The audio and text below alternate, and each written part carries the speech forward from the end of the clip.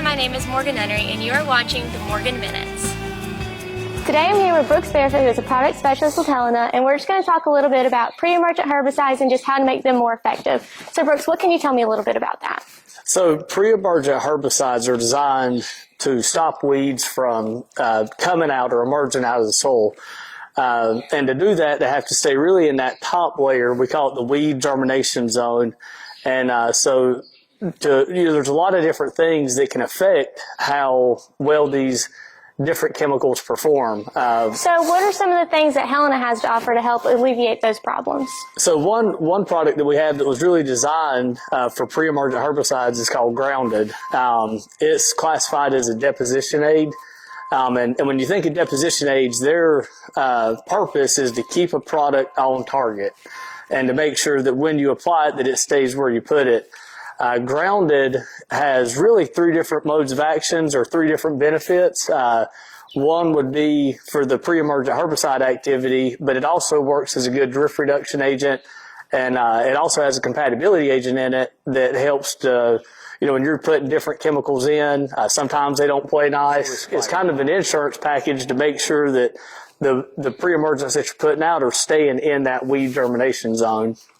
We have a demo that we'll perform in just a minute. It's just a kind of a real life scenario of how Grounded is working with the pre-emergent herbicides. All right, so what we're doing here is we're just making an application. We've got trifluorin, which is a pre-emergent, on the left, and then trifluorin plus Grounded on the right. And so what we do is we just drop this over the top of the soil. So we let it sit for about 30 seconds. All right, so now we're going to pour some water over the top. This would really just simulate a rain event. You can see on the left-hand side where the trifluorin is by itself, you see a lot more yellowing on top where it's actually picking up off that soil.